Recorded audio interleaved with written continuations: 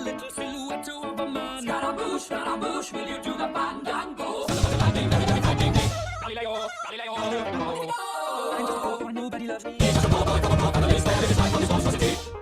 Easy come, easy go, will you let me go? Bismillah, never let you go. Bismillah, never let you go. Bismillah, never let you go. Never let you go, never let you go. Mamma mia, mamma mia, mamma mia, let me go. Beelzebub has a devil put aside for me, for me, for me. Angel, and I trusted you. And then you called me, you asked me for money. Am I right? Am I right?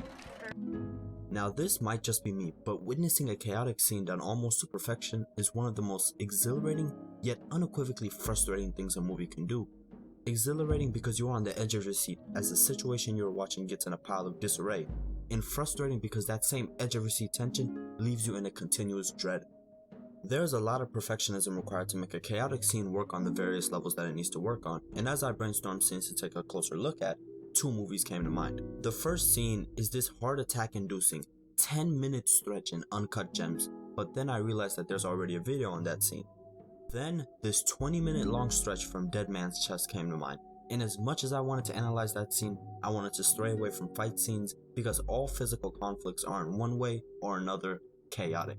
Then another scene came to mind, which upon further examination is just as, if not even more chaotic and stressful than the two aforementioned scenes. The movie in question is another one of Adam Sandler's finest works, probably the greatest film of all time, Jack and Jill. Now, despite this movie's 3% on Rotten Tomatoes and the unbelievably large number of reviews that call this movie joy draining, or say that it's so awful that it'll make you dead inside, I find Jack and Jill to be cinematic. Penny's coming up, Adam. You read the title. I'm talking about Paul Thomas Anderson's Punch Drunk Love. I had an epiphany. For certain things to be how they are now, for us to be where we are right now, the events that preceded it must have occurred in such a specific manner that any little change in the initial conditions would mean it would change everything. That was Samuel Wan, and he is introducing the concept of chaos and chaos theory. Now, while he is speaking about the more practical effects of the discipline and tying in chaos with the concept of predetermination in that clip, what he introduces undoubtedly applies to film in the importance of the buildup of not only a character, but also every aspect of a chaotic scene prior to the ensuing disarray. Now, chaos is the unpredictable collision of a number of otherwise unrelated events and / actions, or so I thought. More often than not, these unrelated occurrences are much more intertwined than previously thought. Wan goes on to speak of chaos theory and its close ties with the butterfly effect. One simple change in the past can change everything in the present. Usually, that is the basis of any chaotic scene. In the first 30 minutes of PTA's Punch Drunk Love, Barry has been built up as an anxious, short-tempered, and timid man. His place as a small business owner has been built up, his loneliness has been established, his 7 pestering sisters have been introduced. On top of this, his choices with everything previously mentioned has given leeway to a number of things to go wrong. Barry decides to call a sex line, attempt to finesse a pudding company's coupon deal, steal a piano, confesses his anxiety to his brother-in-law, asks for a shrink, goes to his sister's birthday party, breaks her window, buys new plungers for his business, and holds a car for Elizabeth. Movies are either character or plot driven, and Punch Drunk Love is the perfect example of the former, relying more on the many choices of the main character Barry to drive the plot. However, once we reach the scene in question at the 34-minute mark, Barry's choices catch up to him, and now he is forced to work his way around his surrounding environment. The movie itself is quite outright beautiful. Every time I return to this series of events in particular, I am astonished by the cinematography. The constant pushes and dollies don't allow for any singular action to be complete without another one interjecting. Earlier, I brought up all of the choices that Barry made leading up to the scene, and those choices all have their consequences here.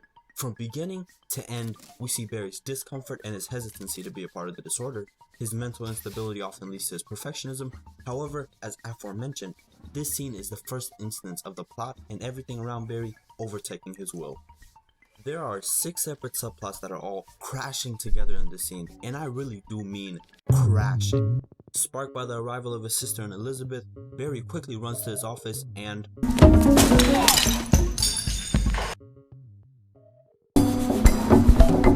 on, rich boy. I thought we had This fun. isn't cool. You thought it was cool last night. I'm gonna hang up the phone. You have no idea what could happen, Okay, you motherfucker. I just really have You're to making go. a big. What do you think? The first thing in Barry's way is the phone call from the sex line worker who Barry contacted the night before due to his chronic loneliness.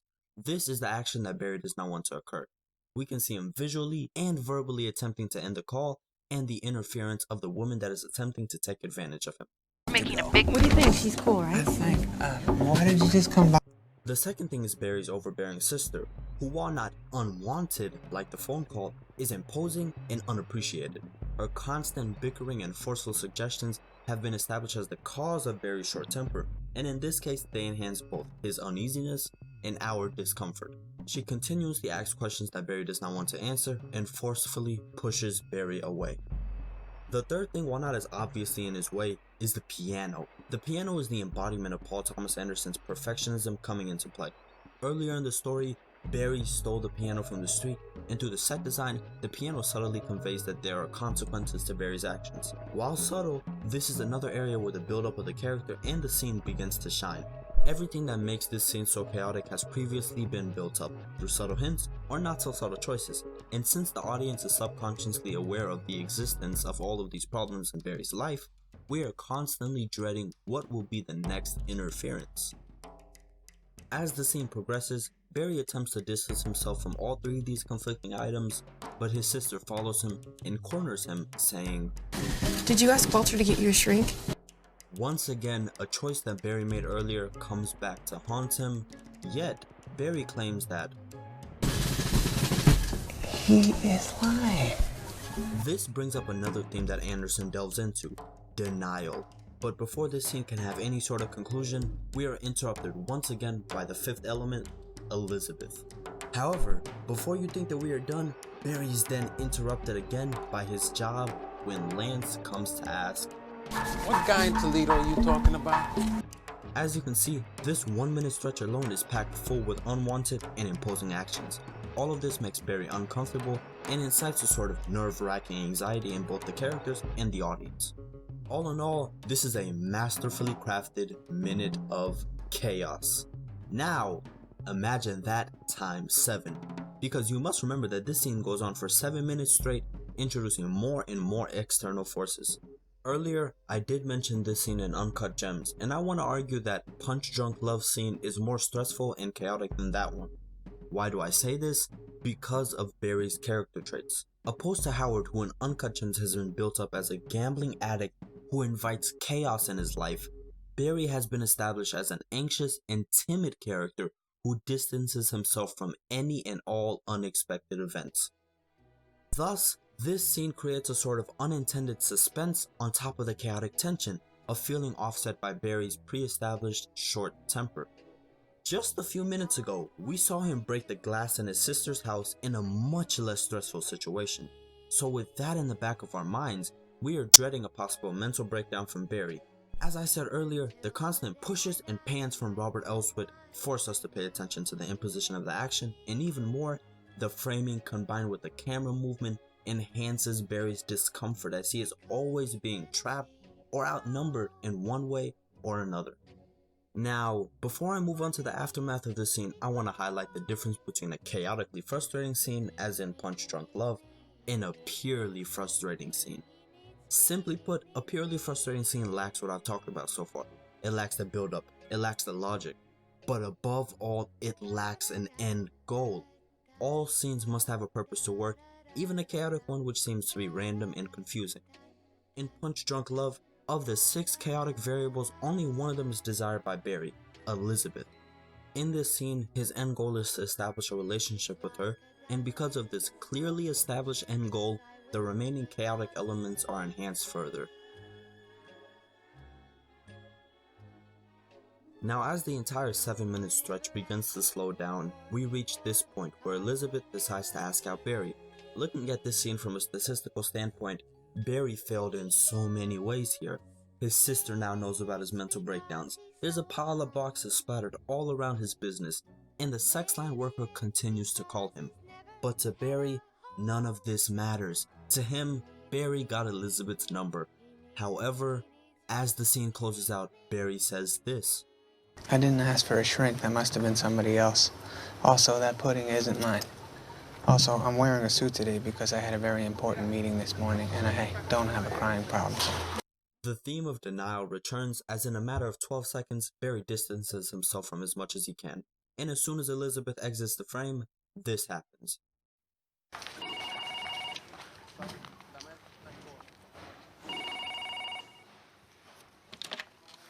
This is Barry. You just made a fucking war for yourself that you can't afford. Just as Barry gets to take a breath, just as we feel that he is free from the remaining chaos, the sex line worker calls him again and reminds us that there are always going to be consequences to all of our actions. These two themes, denial and consequences, are two that Anderson explores a lot in this film, and through the chaos of the scene, he not so subtly expresses a very genuine message. Without spoiling too much, everything that Barry attempts to ignore in this scene catches up to him at some point during the remaining hour of runtime. As I said earlier, Barry is an idealist and is constantly planning and scheduling everything. Yet, as humans, we are a part of a universe that thrives in chaos and randomness, therefore making it impossible to predict everything. What I interpret from the scene is that chaos is an inevitability. In physics, chaos is the formless matter supposed to have existed before the creation of the universe. Nevertheless, Anderson is telling us to thrive in spite of the chaos. Chaos is the universe's way of testing our resilience, and we either come out frustrated and weaker, or proud and stronger. PTA is telling us not to fall in the trap of the inevitability that is chaos, but rather to succeed and work around it. But then again, I am just one guy, and that's my interpretation. Go return to the movie, go check it out if you've never seen it, and explore more of PTA, because he is truly one of the cinematic geniuses of our era. Thanks for watching, peace. That's that!